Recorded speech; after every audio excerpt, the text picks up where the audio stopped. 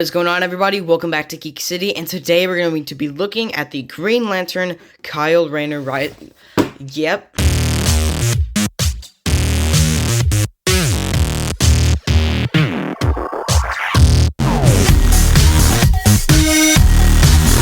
Hello, everyone, and welcome back to Geek City.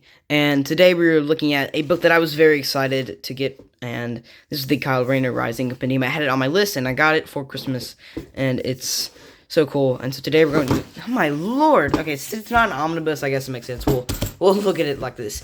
Also, I'm not going to be doing the whole spoiler review thing that I do, where I like give you a timestamp for when I'm not talking about spoilers, because this, I think, is an old enough book. I mean, if you don't want to get spoiled, then it's not like I'm getting my trees anyway. Just don't watch it, because I'll be talking about spoilers, and we'll look at the book and the back, what it contains, all that fun stuff. So let's get started. And so this is a quintessential book for Green Lantern fans. This has a very important Hal Jordan story as well at the very beginning that sets up Kyle Rayner's. So it collects more than just Kyle Rayner stuff. We'll talk about that when we get to it. But let's first look at this cover. The artwork in here is incredible, and the colors I do want to mention are great. I love this stuff, and so this is just a great era of Green Lantern, just the writing and everything. And Kyle Rayner's, I don't know, he's always been a very likable Green Lantern, one of my favorites. And I love this cover. This takes his first, this is his first cover that he was ever Green Lantern, and they, turned it into the Compendium. DC's been doing a lot of Compendiums after, I think this is their first one, I'm not quite sure, but I know they're releasing a Chuck Dixon Nightwing one, which I'm also really excited for, because that's what a critically acclaimed Nightwing run. I'd love to read all that. I believe that contains year one as well, I'm not quite sure.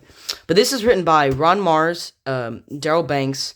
So Ron Mars is writing, and I think Daryl Banks is doing the artwork in here. Then we got Romeo Tanghal and Steve Matson. Let me just check really quickly that I'm right on that. Yeah, I had a feeling he was the Daryl Banks was the penciler, but I wanted to make sure. On the spine, we got this cool little cover here. So yeah, this is a pretty big book. I think it's about 600 pages, which is a lot for a trade paperback. But again, compendiums are basically the size of an omnibus usually, but just trade paperback, or in a paperback style.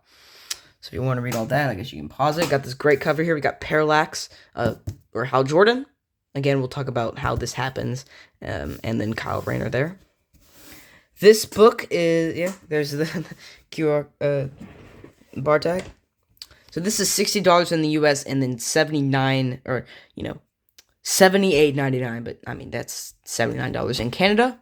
You can get it for cheaper, in the U.S., Amazon, in-stock trades, cheap graphic novels, all that stuff.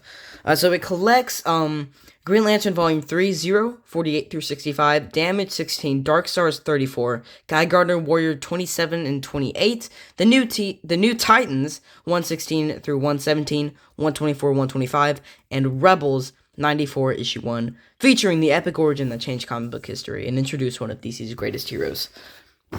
Yeah. Alright, so let's talk about the book. Again, spoilers, if you don't want to know any of this, I'm sorry. I'm not doing that with this, because, like, this is... okay, so Emerald Twilight. One of the best Green Lantern stories, and it's tragic. It's only, like, 3 issues, but let's talk about that. So, basically, Mongol, in the Death and Return of Superman, yeah. So, that right there, there's a battle in Death of Superman, and so basically Coast City is destroyed in that book, and so that leads into this right here. So Death and Return of Superman leads straight into this here, because there's a fight with Mongol. And so Green Lantern is obviously pissed.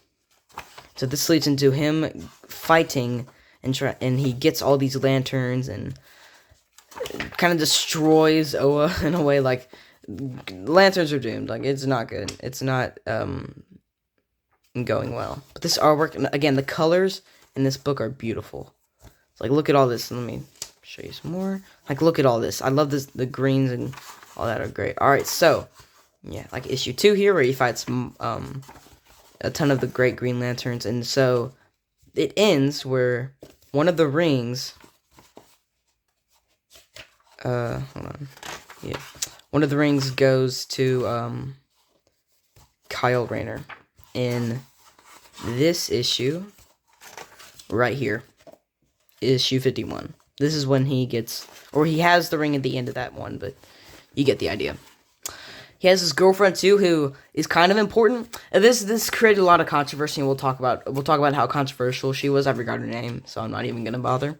This also has Mongol coming back trying to get revenge and realizing you're not the second Green Lantern. So basically, him and his girlfriend, they're kind of he's learning how to use this ring, right? And she's there helping him, saying he should design a new costume, just kind of being there for him and helping him, grow as a lantern. She's pretty cool. And I was like, okay, this is neat. This is pretty cool. I liked it. I think they're pretty cool together. And I think that could be a thing where they kind of, work together throughout the whole compendium. But that's not at all what happens. And again, spoilers. So, yeah. So this created the term, stick it in the fridge, this book right here. And I had heard about this, but I didn't know this was Kyle Rayner. I always knew there was... Well, let me just show you. Okay, so, basically, Kyle Rayner goes home and his girlfriend's dead body is stuffed in the fridge. And... So, the controversy is that a lot of characters, this is kind of the controversy with Mary Jane Watson, so that's why she's always, involved in action recently, because of the stick it in the fridge, which is, they're just, girlfriends are just used as a plot point, stuff like that.